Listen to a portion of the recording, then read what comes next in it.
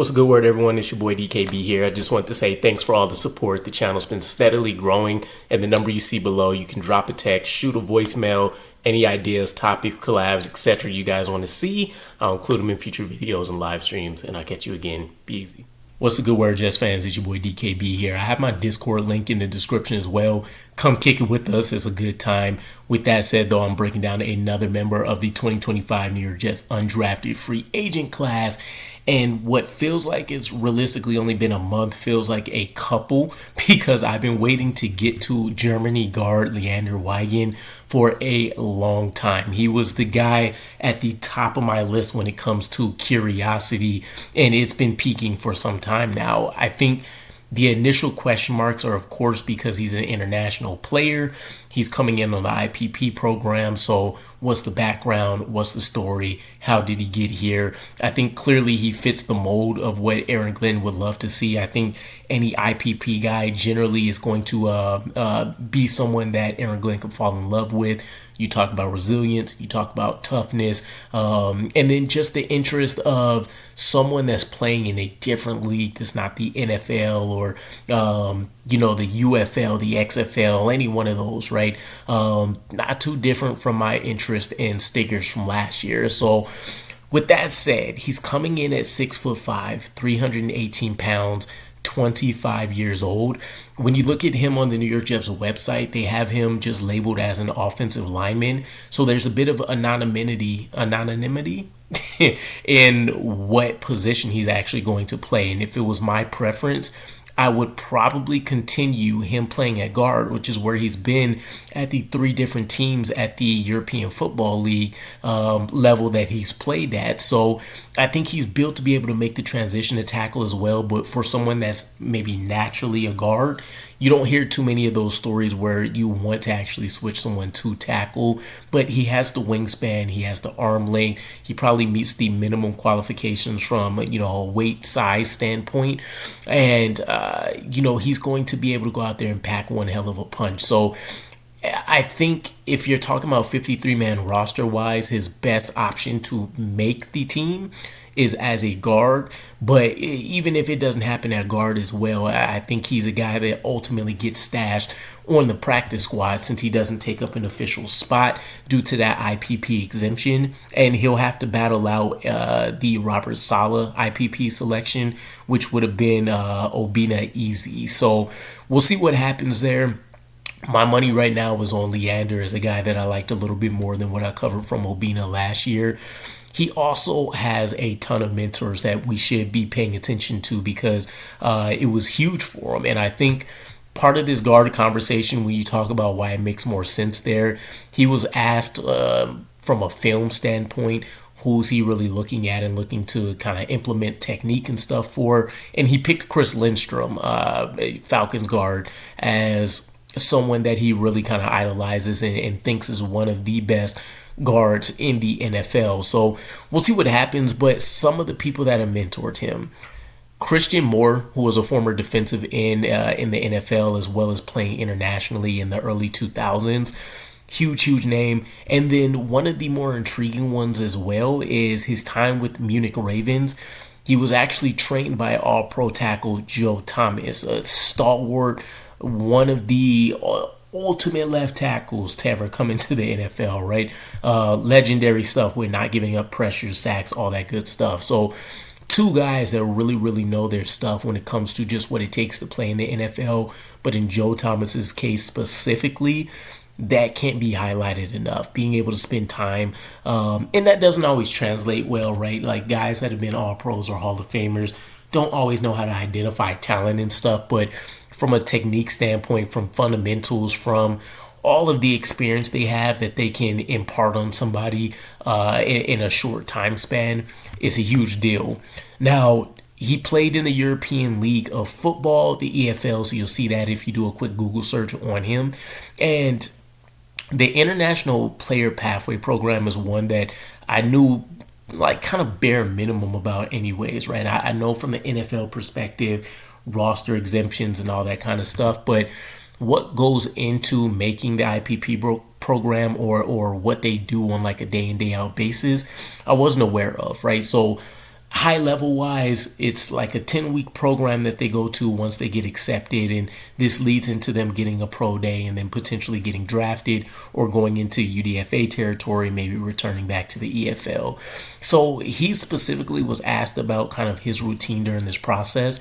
And he said, we wake up early and start with meetings after breakfast. Then we have speed drills, working on things like the 40-yard dash and change of direction drills.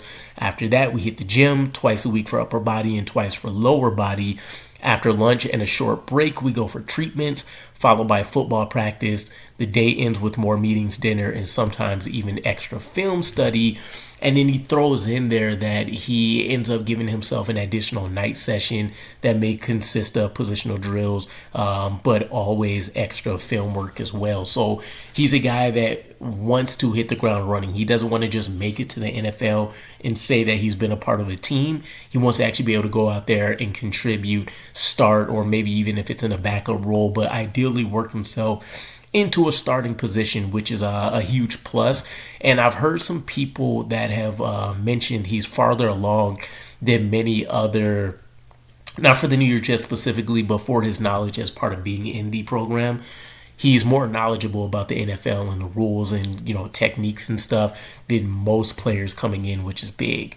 Now, the Jets wanted him, and I think the $249,000 guarantee that they gave him speaks volumes, because not only is it the highest guarantee of this UDFA class, but also just one of the highest throughout the NFL. And so not only did the Jets want him, I'm sure every other team was looking at him as a significant addition and kind of a long-term project that could really pay off, huge dividends in the near future. Now, there's a bit of obscurity with him because there's a chance in 2020 or 2021 where he committed to UCF and he was supposed to play for them, and I can't tell if he actually played any games or not, but it sounds like at the very least he made it through a summer worth of practices, something like that, before some kind of personal issue brought him back to Germany, where he finished his time out with a couple of teams in the European Football League. So we'll have to see if we get any more details around that. But in terms of usage, right, because there's almost zero film to really find, and I couldn't even find a ton of EFL games through YouTube. But one of the intriguing pieces about having Tanner Engstrom is how they were able to employ some of these players that on most other teams maybe would have never saw the field.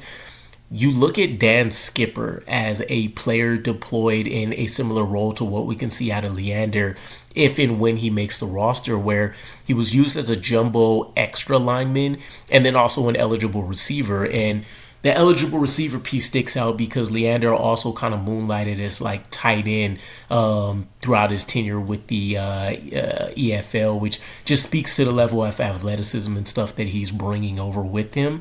But the pro day is the next thing that we really have to speak about here, because he really found a way to shine, right? 38 bench press reps is the calling card here, because he had 5 more than any other player at the combine. But he also performed in top 6 fashion when it came to his broad jump and his vertical. I know going into his routine, he mentioned how he wanted to run a sub 5 40-yard dash, and I don't think that happened. Otherwise, that would have been highlighted as well. But by all accounts, if it wasn't for the fact that one of the kickers coming out of the EFL that signed to the Falcons, I believe, ended up having a perfect pro day, making all his kicks in addition to whatever he was doing drill-wise, you're talking about Leander's probably being a top 3, and maybe still is a top 3 guy coming out of that pro day. So he's kind of coming in on a mission as well, which is something I really like. I think motivation-wise, there can always be a little bit more that you can gather from, right? And just making it again to the NFL isn't enough for him. He wants to show how good German and European football is in terms of more guys being able to come in. They can actually make the team. And I think the number that I saw for IPP guys so far that have come in and made a roster and contributed in some fashion is 41. And I don't know how far this program dates back, but probably a decent number if you're saying like 10 years or less. And you're talking about, I think it's 16 or maybe somewhere between 12 and 16 people that make it every year. So we'll see how that ends up panning out, right? But some of the teams that he's been on with the EFL, the Cologne Centurions, he's been with the Rain Fire, which was where he earned his first team All-Star accolade, as well as became a champion in the EFL. And then he moved to the Ravens, the Munich Ravens specifically, where he followed that up with a second team All-Star performance. And that's, of course, where he also collided with Joe Thomas, ended up being coached up there. So I'm really intrigued by this guy. I just want to get the training camp first and foremost and see where he's getting lined up. But I think he could end up being like the future at guard for us potentially, right? You talk about AVT and his contract being up in the air to potentially opening up a position as soon as next year. Maybe John Simpson, if he has himself another spectacular season and prices himself out of what the New York Jets wants to do right then and there. But he's bringing at least the physical traits and everything that you can want. It's going to be up to him. But I think from the track record I gather, with him just coming from the EFL and working through the program and then having a spectacular pro day here and just putting in the extra work, shouldn't be too much of a problem. So let me know what you guys think. I am very, very intrigued with this guy, though. It's going to be a close storyline I follow this offseason. And I'll catch you guys again. Peace.